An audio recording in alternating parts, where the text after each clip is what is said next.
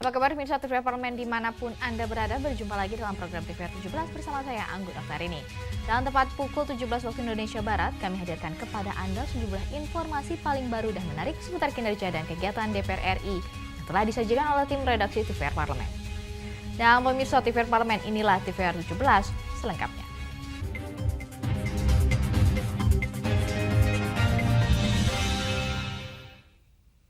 Komisi 5 DPR RI mendukung penambahan anggaran BMKG agar dapat memberikan data yang akurat dan cepat terkait potensi bencana khususnya di daerah Ibu Kota Baru. Komisi 5 DPR RI mengusulkan penambahan anggaran bagi BMKG agar dapat bekerja maksimal mendukung persiapan pembangunan IKN. Komisi 5 DPR RI meninjau kesiapan BMKG Kalimantan Timur dalam mendukung pembangunan IKN. Dalam pertemuan tersebut, dibahas potensi perubahan iklim, cuaca, serta potensi bencana alam yang mungkin terjadi di wilayah Ibu Kota Nusantara. Anggota Komisi 5 DPR RI, Jenry Alting Kencem, menyebut meski resiko gempa vulkanik terbilang minim, Kalimantan Timur tidak lepas dari potensi gempa tektonik dan tsunami. Sayangnya hingga saat ini, BMKG belum memiliki alat deteksi gempa termutakhir untuk mengeluarkan peringatan terjadinya gempa. Sehingga mungkin di tahun-tahun anggaran yang berjalan, minggu depan kita sudah akan membahas makroekonominya bersama dengan pemerintah. Kita mendorong agar supaya tambahan anggaran untuk BMKG ini lebih khusus menyikapi rencana-rencana kerja mereka di ibu kota negara ini nanti. Senada dengan hal tersebut, Wakil Ketua Komisi 5, Andi Iwan Aras, menyebut akan memberikan dukungan anggaran kepada BMKG. Ia berharap penambahan anggaran dapat mendukung BMKG untuk memberikan data yang akurat dan cepat terkait potensi bencana, khususnya di daerah Ibu Kota Baru. Tentu kita akan memberikan dukungan yang maksimal kepada BMKG, tentunya dari sisi anggaran, agar supaya peralatan-peralatan yang dibutuhkan untuk memberikan kondisi atau situasi yang cepat dan akurat. Jadi kita menginginkan bahwa dukungan peralatan BMKG ini betul-betul berteknologi baru. Dari Balikpapan, Elisa Purba, TVR Parlemen melaporkan. Komisi 2 DPR RI berharap capaian pelaksanaan anggaran lembaga negara, diantaranya Lembaga Administrasi Negara, Lembaga Arsip Nasional Republik Indonesia, Komisi Aparatur Sipil Negara, dan Ombudsman juga pada tahun 2022 dapat dipertahankan, dan untuk itu berikutnya serta menjadi pemicu peningkatan kinerja lembaga-lembaga lainnya. Komisi 2 mengapresiasi capaian pelaksanaan anggaran lembaga negara, diantaranya Lembaga Administrasi Negara, Lembaga Arsip Nasional Republik Indonesia, Komisi Aparatur Sipil Negara, dan Ombudsman. Selain itu, Komisi 2 juga memberikan saran dan masukan agar lembaga-lembaga tersebut dapat meningkatkan kinerja dan capaiannya untuk tahun anggaran 2023. Anggota Komisi 2 Guspardi Gaus berharap capaian lembaga administrasi negara di tahun 2022 kemarin dapat dipertahankan untuk tahun anggaran 2023. Guspardi juga meminta agar usulan penambahan anggaran benar-benar diatur sesuai kebutuhan guna meningkatkan kinerja lembaga. Ya, mudah-mudahan tolong diatur betul, diinventarisasi betul apa-apa saja lagi kebutuhan-kebutuhan yang mendesak, yang rasional, yang mudah-mudahan kami Komisi 2 bisa merekomendasikan tambahan anggaran yang dimintakan itu.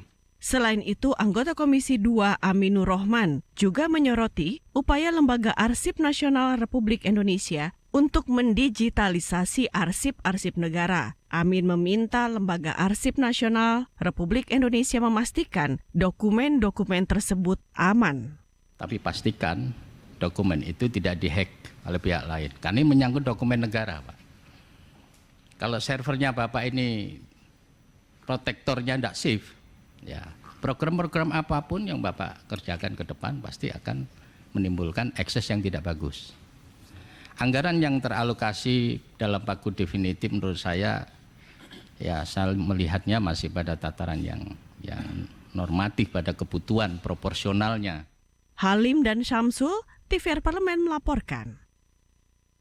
Pemirsa, guna mewujudkan 100% elektrifikasi di daerah 3T, Komisi 7 DPR RI mendorong seluruh stakeholder, utamanya Kementerian Keuangan, dapat menyiapkan anggaran penyertaan modal negara atau PMN kepada PLN.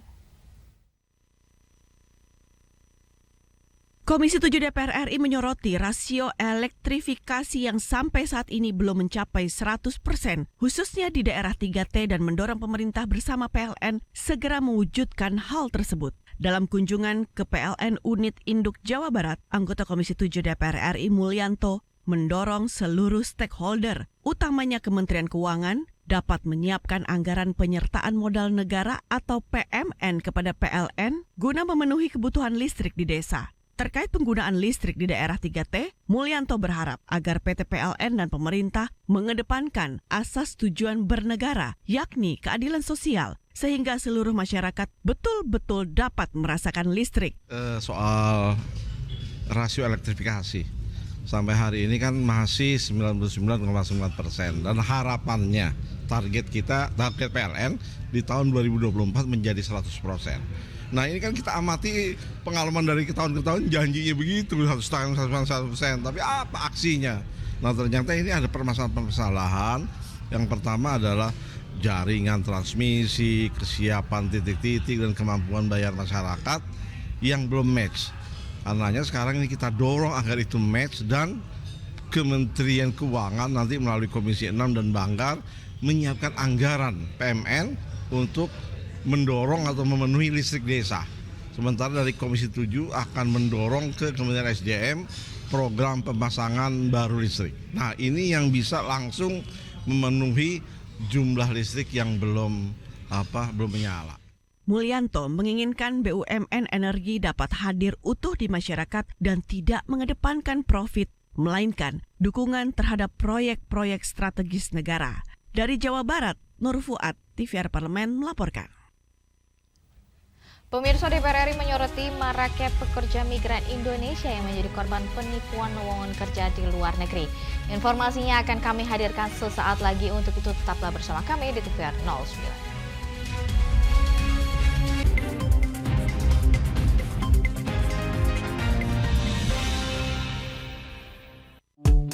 DPR RI memiliki fungsi diplomasi dalam menjalankan politik luar negeri sesuai dengan pasal 116 Undang-Undang MD3. Kontribusi aktif BKSAP DPR RI memainkan peranan penting dalam memenangkan persaingan global melalui IPU, IPA, IPPF, IPA, dan PUIK.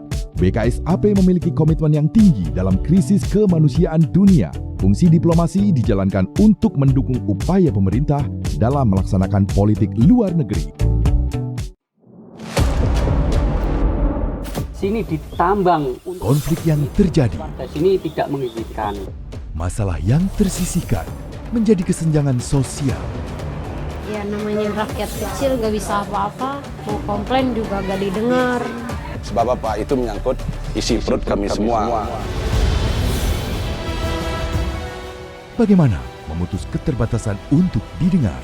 Jadi kalau misalnya masyarakat sudah merasa tidak lagi ada yang memperjuangkan aspirasinya, maka masyarakat memang sangat berhak untuk meminta dewan yang mewakili mereka di parlemen. Kami menyusuri batas-batas peristiwa, mengurai berbagai polemik yang terjadi, meluruhkan suara-suara marginal, menjadi nyata dalam setiap aspirasi, melaksanakan tugasnya sebagai wakil rakyat. Saksikan Aksi Dewan setiap hari Senin dan Rabu pukul 10.30 waktu Indonesia Barat, hanya di TVR Parlemen.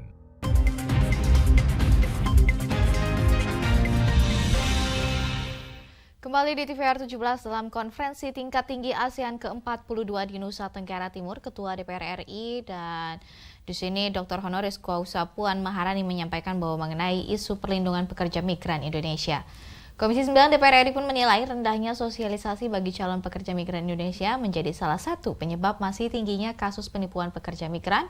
Dan untuk itu Komisi 9 DPR RI pun meminta pemerintah meningkatkan pelatihan dan keterampilan bagi pekerja migran Indonesia agar kasus penipuan pada pekerja migran Indonesia tidak terjadi kembali. Dan pemirsa, untuk mengetahui informasi selengkapnya, mari kita simak laporan mendalam yang telah dihimpun oleh tim redaksi TVR Parlemen dalam segmen editorial Parlemen berikut ini.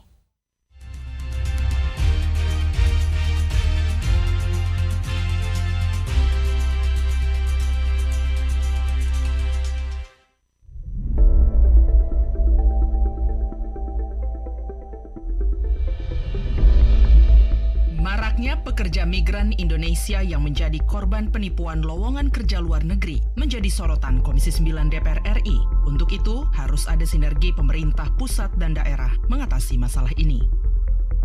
Ketua DPR RI Dr. Honoris Causa Puan Maharani turut membawa isu perlindungan pekerja migran Indonesia dalam konferensi tingkat tinggi ASEAN ke-42 di Nusa Tenggara Timur.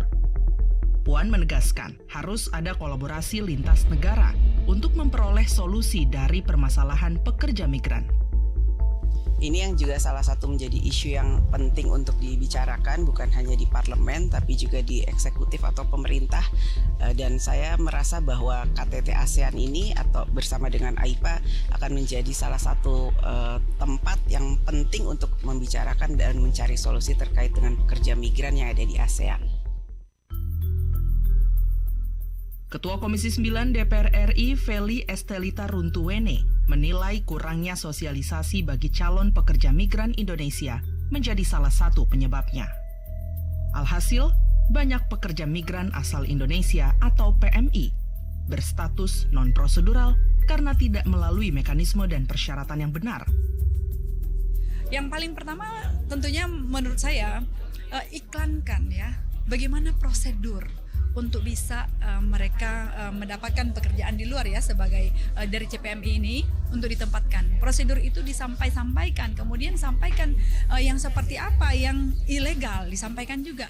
Tapi jangan juga menutup ya keluhan dari masyarakat di mana keinginan mereka ini terhambat karena terlalu lama, birokrasinya terlalu berbelit-belit. Anggota Komisi 9 DPR RI lainnya, Irma Suryani menambahkan, penguatan sosialisasi perlu diutamakan kepada masyarakat kabupaten dan desa yang notabene masih minim jangkauan informasi. Sosialisasi tidak hanya di tidak hanya di provinsi-provinsi, ya kan? Tapi masuk jugalah ke kabupaten-kabupaten. Kenapa? Karena kebanyakan yang tertipu itu teman-teman PMI yang tertipu, yang berangkat unprosedural itu tidak tahu sama sekali bagaimana cara mereka bisa berangkat bekerja di luar negeri maupun persyaratan-persyaratannya. Nah, inilah yang selalu menjadi masalah ya. Nah, sosialisasi itu penting sekali. Nah, bayangkan ketika misalnya ya PMI kita yang dari desa-desa itu bisa dipengaruhi oleh calo ya, kemudian membayar sejumlah uang, tapi kemudian kontrak kerjanya belum ditandatangani di tanah air gitu. Banyak yang ditandatanganinya misalnya di luar negeri, bahkan ada kontraknya yang juga nggak jelas.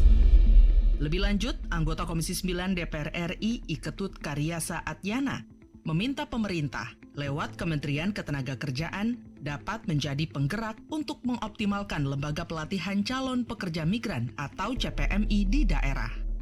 Peran lembaga pelatihan kerja sangat penting untuk melatih dan menyiapkan lapangan kerja sampai ke luar negeri, sehingga angka pengangguran dapat ditekan. Nah tentu ini kan bukan saja hanya di Bali, semestinya kan tenaga kerja ini kan di luar ini kan cukup tinggi juga, apalagi di daerah Jawa kan penduduknya tinggi, demografinya juga tinggi. Nah tentu model-model seperti ini tidak hanya ada di Bali, itu harus adanya di masing-masing provinsi, sehingga nantinya itu kan mereka tidak usah jauh-jauh ke Bali. Tentu masalah biaya kalau dan juga nantinya ini kan peran pemerintah itu harus betul-betul agar tiap-tiap daerah itu mendorong dibentuk model sekolah-sekolah pelatihan seperti ini untuk membantu tenaga kerja. Beberapa negara di dunia saat ini mengalami depopulasi sehingga memperluas peluang bagi pekerja migran Indonesia. Hal itu perlu didukung pelatihan keterampilan dan administrasi yang mudah bagi calon pekerja migran. Jika tidak, maka bonus demografi hanya sebatas tambahan populasi yang bakal menjadi beban negara. Tim Liputan TVR Parlemen melaporkan.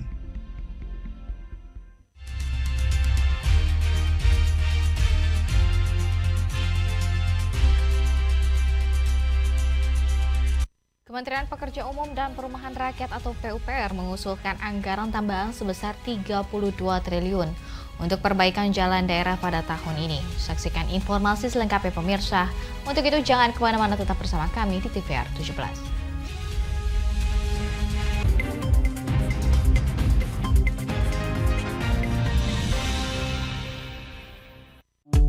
DPR RI memiliki fungsi diplomasi dalam menjalankan politik luar negeri sesuai dengan pasal 116 Undang-Undang MD3. Kontribusi aktif BKSAP DPR RI memainkan peranan penting dalam memenangkan persaingan global melalui IPU, IPA, IPPF, IPA, dan PUIK. BKSAP memiliki komitmen yang tinggi dalam krisis kemanusiaan dunia. Fungsi diplomasi dijalankan untuk mendukung upaya pemerintah dalam melaksanakan politik luar negeri.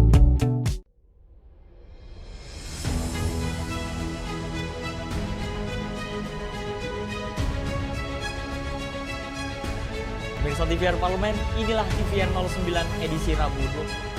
Optimis, Indonesia mampu mengatasi ancaman tersebut. Serangkaian peristiwa penting setiap hari di Indonesia.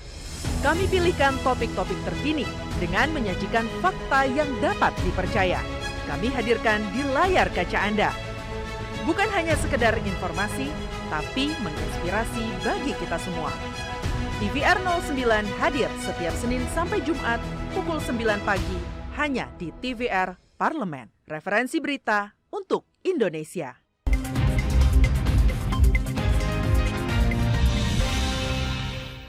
Pemirsa, kembali di TVR 17, infrastruktur jalan di beberapa daerah di Indonesia belakangan ini menjadi sorotan publik. Bahkan Presiden Joko Widodo turut meninjau langsung kondisi jalan di beberapa daerah. Anggota Komisi 5 DPR RI Mulyadi mengapresiasikan adanya revisi undang-undang tentang jalan, sehingga kini pemerintah pusat dapat mengambil alih pembangunan jalan di daerah yang dianggap vital oleh masyarakat. Namun pemirsa, pemerintah daerah tidak mampu untuk melakukan revitalisasi tersebut. Mulyadi juga berharap bahwa pembangunan jalan ini dan di daerah juga harus berdampak kepada kesejahteraan masyarakat. Selengkapnya mari kita simak wawancara rekan kami Alfat Rizky dengan anggota Komisi 5 DPR RI. Baik pemirsa TVR Parlemen dimanapun Anda berada, saat ini saya berada di depan ruang sidang Komisi 5 DPR RI, di mana saat ini Komisi 5 DPR RI juga sedang melaksanakan agenda sidang dengan pihak-pihak atau mitra-mitranya yang membahas terkait juga salah satunya yaitu terkait dengan infrastruktur, di mana juga Presiden Joko Widodo atau khususnya pemerintah saat ini juga sedang fokus untuk meninjau jalan-jalan khususnya yang ada di daerah terkait dengan maraknya jalan-jalan di daerah yang mengalami kerusakan. Dan Presiden Jokowi juga sudah melakukan kunjungan ke beberapa titik, misalkan di Lampung dan juga di Jambi dan juga di berbagai daerah lainnya untuk meninjau langsung seperti apa kondisi jalan yang ada di daerah. Dan juga tidak lepas dari Komisi 5 DPR RI juga sudah seringkali melakukan kunjungan langsung ke daerah-daerah untuk meninjau infrastruktur khususnya yang ada di jalan di daerah. Dan pemirsa, saat ini saya sudah bersama dengan salah satu anggota Komisi 5 DPR RI yaitu Bapak Mulyadi dari fraksi Partai Gerindra untuk daerah pemilihan Jawa Barat 5. Baik Pak Mulyadi, langsung saja Pak. Kan Komisi 5 ini sudah sering melaksanakan kunker seperti itu, kunjungan kerja langsung untuk meninjau infrastruktur khususnya jalan. Sebenarnya kondisi jalan yang ada di daerah itu seperti apa sih Pak untuk yang memang sering terjadi komplain gitu dari masyarakat? Oke, baik, terima kasih. Saya kira ini penting diketahui oleh masyarakat. Pertama, kami tentu mengapresiasi terkait sudah disahkannya revisi undang-undang tentang jalan, ya. Karena ternyata aturan yang selama ini dipergunakan dalam tanda petik menyulitkan daerah untuk memaksimalkan jalan-jalan di daerah. Padahal jalan-jalan di daerah sangat vital untuk jalur distribusi, baik hasil pertanian dan kegiatan-kegiatan masyarakat lainnya, termasuk juga tentu untuk membawa hasil-hasil bumi untuk peningkatan ekonomi masyarakat. Nah, dengan adanya revisi undang jalan kemudian ditindaklanjuti lewat instruksi Presiden ya sebesar 32 triliun kalau tidak salah untuk percepatan infrastruktur di daerah. Saya kira itu hal yang harus diapresiasi. Inilah follow up dari upaya kami di Komisi 5 supaya jalan-jalan di daerah juga bisa revitalisasi dengan baik sehingga masyarakat bisa merasakan ya kue pembangunan yang lebih merata. Terpenting saya kira ini juga harus berdampak pada peningkatan kualitas kehidupan ekonomi masyarakat. Kenapa? Karena seperti kita ketahui pasca pandemi banyak daerah yang kesulitan karena skala prioritasnya harus dirubah ya. Sehingga anggaran untuk perbaikan atau pengembangan infrastruktur di daerah menjadi terlambat. Nah, ini perlu diketahui oleh masyarakat bahwa ini adalah upaya terbaik ya dari pemerintah, dan kita di Komisi 5 yang bermitra dengan Kementerian PUPR sangat mengapresiasi kebijakan ini. Pak, apakah memang ada kendala Pak sebelumnya bahwa memang tadinya memang jalan di daerah ini dari pemerintah pusat ini tidak bisa intervensi, dan adanya impres tersebut bahwa sekarang ini pemerintah pusat bisa intervensi? Ya, saya kira betul, aturan itu menyulitkan daerah sebenarnya. Nah, pada saat ada instruksi presiden seperti ini, saya kira itu akan membantu daerah untuk melakukan percepatan. Terpenting tentu dengan 32 triliun di seluruh Indonesia, saya kira itu nilainya tidak terlalu signifikan ya, tapi kita harus apresiasi sebagai itikat baik dari pemerintah. Nah, kenapa? Dulu memang ada aturan yang tidak bisa jalan yang berstatus kabupaten, bahkan jalan provinsi sekalipun bisa diintervensi APBN, tapi dengan instruksi ini menerjemahkan dari revisi undang-undang jalan, ini sudah sangat memungkinkan APBN bisa mengintervensi jalan-jalan yang berstatus milik kabupaten, provinsi, bahkan jalan desa selama jalan tersebut sangat vital digunakan oleh masyarakat. Baik Pak, dari 32 triliun itu Pak, kira-kira seperti apa nanti skala prioritasnya untuk bisa membaginya? Karena tadi Bapak berbicara terkait dengan tidak terlalu signifikan. Nah, supaya ini bisa bermanfaat atau lebih optimal pelaksanaannya seperti apa Pak untuk bisa membangun jalan di daerah ini Pak? Nanti kan ada persyaratan-persyaratan ya yang diatur lewat instruksi presiden itu, misalnya untuk peningkatan jalur distribusi di wilayah-wilayah pertanian, kemudian daerah industri, bahkan untuk pengembangan destinasi wisata. Nah, hal-hal seperti itu nanti akan ada proses-proses verifikasi dari kementerian melalui badan-badan jalan di wilayah-wilayah di provinsi-provinsi yang berkoordinasi dengan Pemprov maupun Pemkab. Jadi ada spesifikasi tertentu lah yang bisa diintervensi. Baik. Terakhir Pak, dari Komisi 5 DPR RI sendiri, bagaimana ke depan mengawal supaya program ini bisa berjalan semaksimal mungkin, supaya bisa bermanfaat untuk masyarakat? Karena jangan sampai misalkan hanya sekedar ini sekarang lagi rame-ramenya terus habis itu kendor lagi Pak. Saya kira tugas kita bersama ya, bahwa ini adalah uang negara yang harus kembali kepada rakyat ya. Maka harus ada komitmen bersama, melakukan sinergi dan kolaborasi ya. Dan saya selalu sampaikan di setiap kesempatan berrapat kerja dengan para menteri bahwa setiap program, anggaran maupun kebijakan pembangunan harus pertama tepat sasaran, kemudian tepat waktu, kemudian tepat anggaran, tidak membengkak dan seterusnya, kemudian bisa melibatkan stakeholder di daerah, dan terakhir betul-betul dapat meningkatkan kualitas kehidupan bermasyarakat. Maka saya kira bagaimana caranya supaya ini optimal tadi ya, harus ada orientasi yang sama bahwa ini adalah untuk tugas kita bersama untuk meningkatkan kesejahteraan masyarakat. Baik, terima kasih Pak Mulyadi atas waktunya. Baik pemirsa TVR Parlemen, itulah wawancara saya dengan salah satu anggota Komisi 5 DPR RI yaitu Bapak Mulyadi, di mana tadi Bapak Mulyadi menyampaikan bahwa apresiasinya kepada pemerintah dengan juga DPR untuk bisa mensukseskan adanya revisi undang-undang terkait jalan, di mana pada kasus sebelumnya ini pembangunan jalan di daerah terkendala dengan aturan di mana pemerintah pusat ini tidak bisa melakukan intervensi, dan dengan adanya revisi aturan yang saat ini sudah berlaku, ini pemerintah pusat sudah bisa mulai mengintervensi terkait dengan pembangunan jalan yang ada di daerah. Dan juga tadi Bapak Mulyadi menyampaikan pentingnya orientasi yang sama antara pemerintah pusat dan juga daerah dalam pembangunan jalan di daerah, karena hasilnya adalah untuk masyarakat itu sendiri. Sekian pemirsa yang dapat saya laporkan, saya Alfat Rizky melaporkan untuk TVR Parlemen. Selanjutnya pemirsa, apa saja yang menjadi topik perbincangan di media online pada hari ini? Usai jeda, tetaplah bersama kami di TVR 17.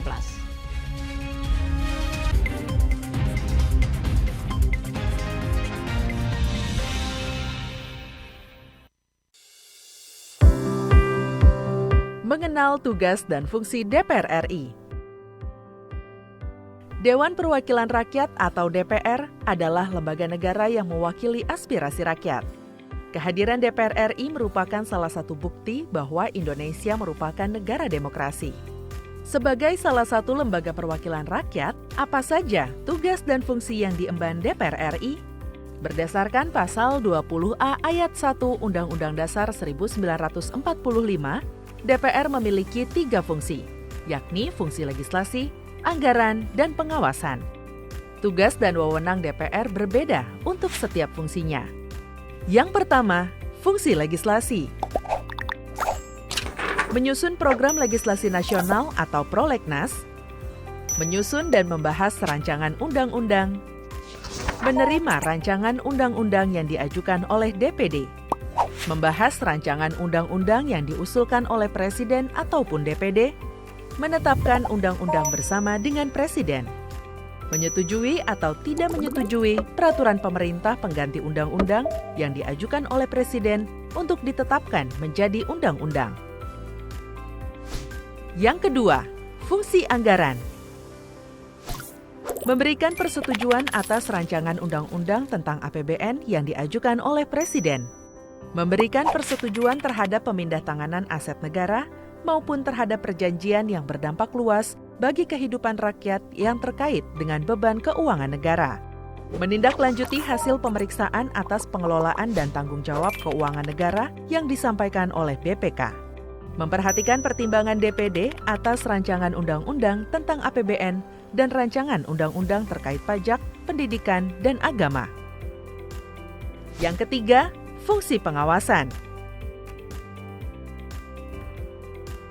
Fungsi pengawasan, DPR bertugas melakukan pengawasan terhadap pelaksanaan undang-undang APBN dan kebijakan pemerintah, serta membahas dan menindaklanjuti hasil pengawasan yang disampaikan oleh DPD. Demikian penjelasan tentang tugas dan fungsi DPR menurut undang-undang. Informasi ini dipersembahkan oleh TV dan Radio Parlemen, Biro Pemberitaan Parlemen, dan Sekretariat Jenderal DPR RI.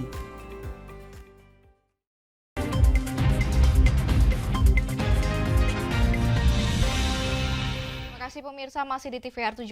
Pemirsa TVR Parlemen, kali ini kita masuk ke segmen media nasional. Dan mari kita simak isu apa saja yang menjadi sorotan media serta tanggapan dari sejumlah anggota Dewan bersama rekan kami, Fitian.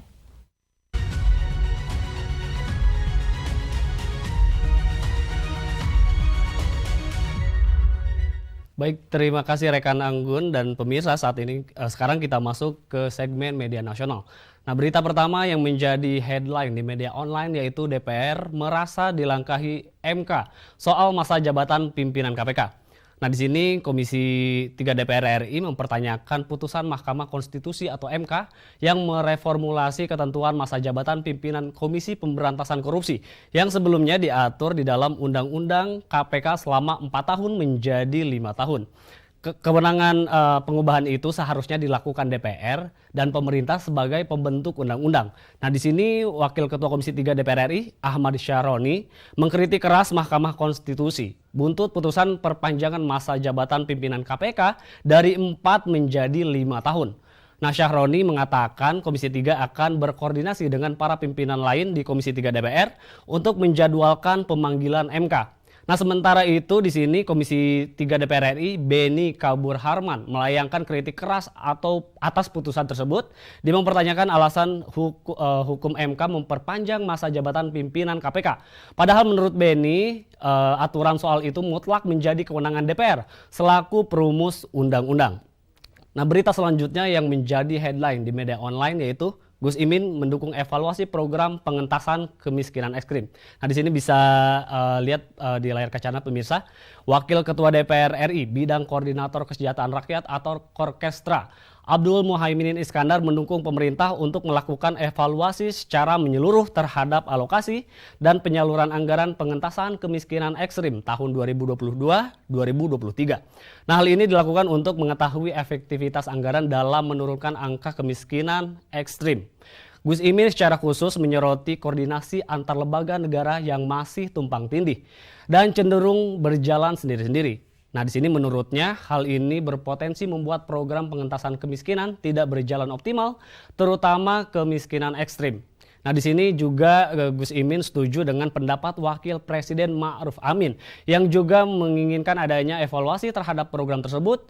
Ia menilai penyempurnaan data kantong-kantong kemiskinan serta data pensasaran, pencepatan penghapusan kemiskinan ekstrim atau P3KE memang harus terus disempurnakan. Nah, itu tadi headline di media online pada hari ini terkait DPR merasa dilangkahi MK soal masa jabatan pimpinan KPK dan juga Gus Imin mendukung evaluasi program pengentasan kemiskinan ekstrim. Ekstrim maksud saya, maaf. Kembali ke rekan Anggun.